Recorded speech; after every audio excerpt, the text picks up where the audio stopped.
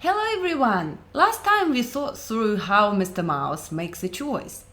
Our goal is to formalize a number of those insights by building a model that represents his choice. Although these types of models are often called rational choice models, we're going to think about it in terms of the choice rule that Mr. Mouse would be using, how his little brain is working.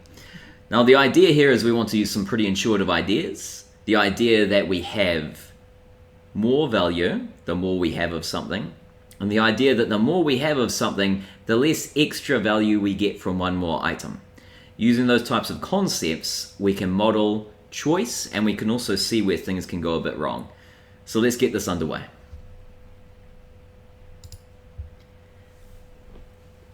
So where is Mr. Mouse? Where is he sneaking? Oh, there he goes. Okay, Mr. Mouse is back with his $1 coin.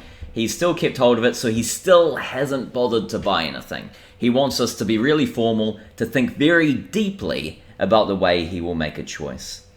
Now, I'm just going to crawl into his head to figure out exactly what he's considering doing with his coin. Okay, there's his head, and there we are. Now, the first thing we can see is that he has an XY axis in his head. This tells us that Mr. Mouse is considering two alternatives. It's a two-dimensional space. So what are these alternatives? We have apples and we have cheese. Nice. Now each axis represents the amount of each of the items. So on the vertical axis, we have a number of apples, and as we go up the axis, as it increases, we get more apples. On the horizontal axis, along the bottom there, we have a number of cheese wedges, and as we go right along that, we have more cheese. Cool. So it appears that a specific thought has popped into Mr. Mouse's head. There it is, a little blue dot. So, what is that? What does that refer to? As we can see, this blue dot represents a bundle of apples and of cheese. So, we read this in terms of there is that point, and that refers to a number of apples and a number of cheese. Unlike last time, he's not just picking an apple or a thing of cheese, he's picking a bundle that's made up of combinations of apples and cheese. So this bundle of goods will satisfy his preference in a certain way, giving him what we term a level of utility, a level of use value. Now what happens if this bundle was to change? Well, we know Mr. Mouse loves to eat, and he gains utility from having more of each food item. As a result, a bundle that had more apples, a bundle that had more apples and cheese, or a bundle that had more cheese, from this point, are all things that he would prefer to this bundle. Okay? So to understand Mr. Mouse's choices more, we can start asking some hypotheticals to him. Okay, Mr. Mouse, how many apples would you be willing to sacrifice to buy one more cheese wedge? Come on, tell me that. Okay? Well, there we go. We have another point there where he gets one more cheese wedge and he sacrificed a number of apples. Now in this instance, this blue dot tells us that this new bundle satisfies his preferences, provides utility in exactly the same way as the prior bundle. As a result, we can take these two bundles that look quite different, they have different amounts of apples and cheese, and we can say that Mr. Mouse is indifferent between them. By definition, Mr. Mouse is just as happy to have either of these bundles of goods, and they give him the same level of utility. So it doesn't matter that one has more cheese and he values cheese, because he sacrificed a number of apples that would give him the utility associated with the additional cheese. In that way, he's indifferent between the 2 points. Let's go a step further and figure out all the points that Mr. Mouse here might be indifferent between. This gives us this nice little curve.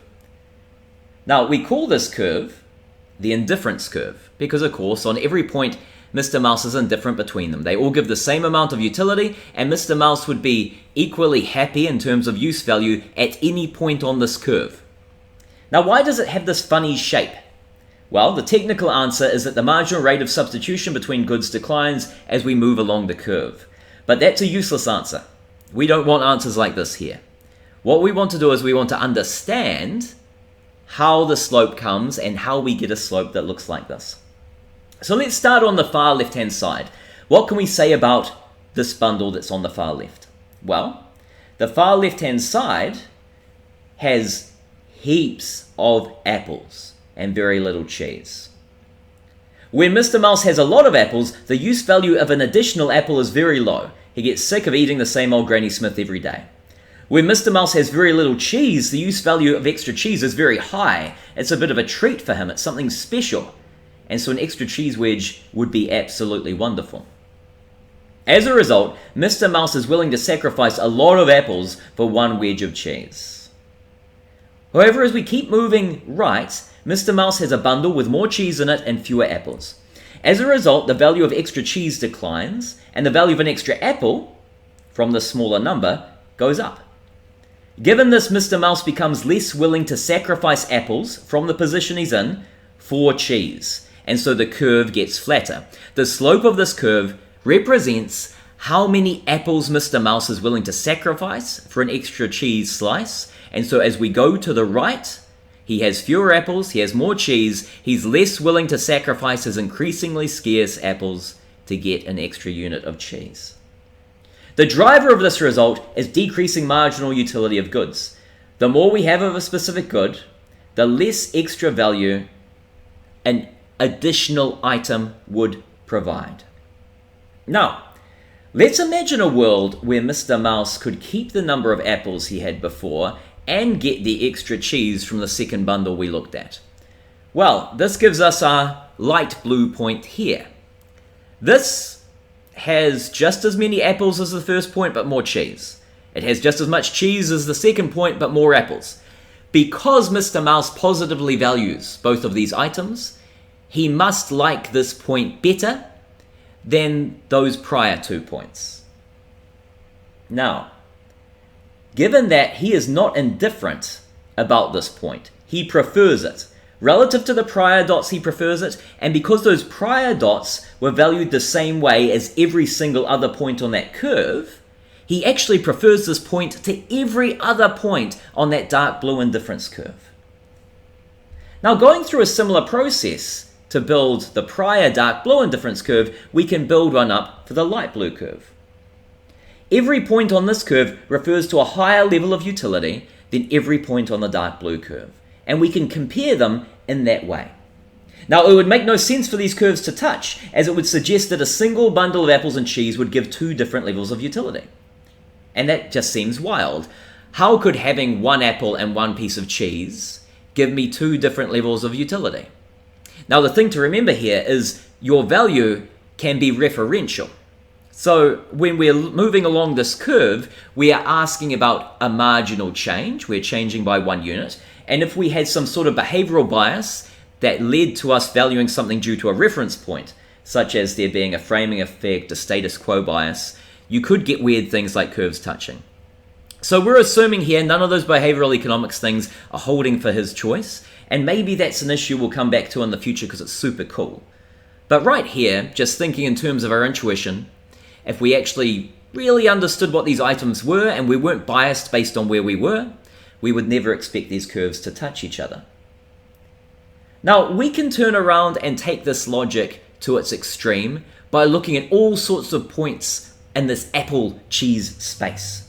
And this can generate a whole infinite number of indifference curves that represent different levels of utility. This is called an indifference map. In the same way we might look at a map to tell us how high different hills are when we're planning a walk, an indifference map has ridge lines that tell us what levels of utility are available when we look at sections of this apple cheese space. When someone says Mr. Mouse is maximizing his utility, we are saying that his choice rule will select a bundle that is on a ridge line that offers the highest level of utility. So this is the map that helps Mr. Mousey make his choice. But what is actually available? We can see here that Mr. Mouse has his dollar coin and wants to use it to get his favoritist bundle of cheese and apples. And we've figured out how he talks about favoritist in a sense. But to really work it out, we need a budget. How this budget comes into the decision is a topic that Golnara is going to lead us through. Thanks, Matt. Understanding budgets is important for a number of reasons. First, the budget available represents the scarcity embedded in Mr. Mouse's choice. It will tell him what he has available to choose from and what is not available to him. Furthermore, an understanding of the budget can help us consider opportunity cost, as a scarce budget implies that Mr. Mouse will need to sacrifice access to one good in order to gain access to another. At a more practical level, understanding the budget also allows us to look at real data and real choices and think about what's happening. The budget will tell us what opportunities people have, while the observed choice tells us what they decided to do when faced with those opportunities. When there is a change in the budget, the change in the choice can then be used to try to get an idea of what their revealed preferences are. So although it was great that Matt talked us through the hypothetical idea of people's preferences, like Paul Samuelson, we really want to construct something that allows us to measure what is happening and possibly reveal what their preferences are, rather than using internal introspection. For this, we go back to the same two-dimensional space that we found in Mr. Mouse's head earlier. Let's take a little pink point where all Mr. Mouse purchases with his coin is apples, and he intends to spend his entire coin. What is this point equal to? Well, this point is equal to the number of apples he could buy with his income, the dollar coin. So this will be equal to the money income amount, $1, divided by the price of apples. If apples were 5 cents, then this would be equal to 20 apples. We can do the same exercise by asking how many cheese wedges he could try to buy if he only purchased those. Again, he has the same money income and there is a price of cheese. Therefore, the number of cheese wedges equal the money income divided by the price of cheese. If the price of cheese was 10 cents, then that would be equal to 10 cheese wedges. Now, Mr. Mouse's decision to buy cheese or apples is quite small in the grand scheme of things. He's one of many billion mice running around in the markets for apples and cheese, and as a result, his decision to purchase doesn't influence the price. So given the price does change, what can we say about the situation where Mr. Mouse is only buying apples and then decides he's going to buy one cheese wedge? Well, he would need to sacrifice sufficient apples to have the income to buy a cheese wedge. Each apple costs 5 cents, while a cheese wedge costs 10 cents, so he needs to sacrifice 2 apples to buy one cheese wedge. As the price never changes due to Mr. Mouse's choice, this budget sacrifice is the same, irrespective of the starting point.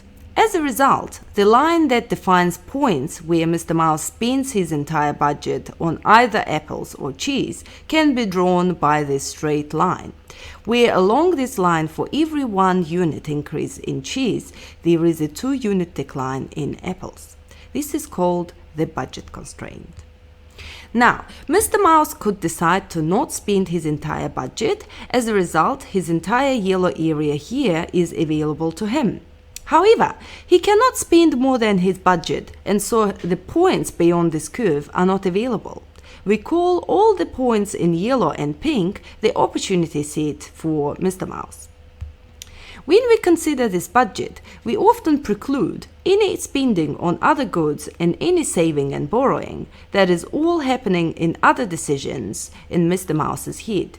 As a result, we know that Mr. Mouse wants to use his budget in the best way he can now. This is where Matt's indifference map from earlier comes in. Let's throw in an indifference curve here. As we can see, there are plenty of points where that curve either touches the pink line or yellow points. As a result, Mr. Mouse can afford to buy bundles that would give him this level of utility. But you can also see that there is a whole bunch of yellow above this indifference curve. This tells us that Mr. Mouse has the opportunity to buy more cheese or apples than an amount that would give him this amount of utility. As we know, Mr. Mouse does place positive value on both apples and cheese. This implies that he could increase his utility by picking a bundle that is in yellow and pink space above the curve. Moving up indifference curves for higher levels of utility, this logic holds repeatedly until we hit the indifference curve that touches the budget constraints once and only once. On this indifference curve, there is only one bundle of apples and cheese that Mr. Mouse can afford that gives him the level of utility, and there is no alternative bundle that is affordable that is above this indifference curve. As a result, Mr. Mouse is maximizing his utility. In this way, he will select the bundle that gives him this quantity of apples and cheese for his $1 coin. This is a conscious description of a process that is largely unconscious. No one believes that individuals go through a careful calculation process for every choice they make.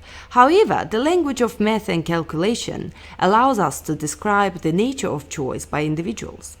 The rules we all follow when we make choices are partially unconscious, and they can be subject to biases and flaws.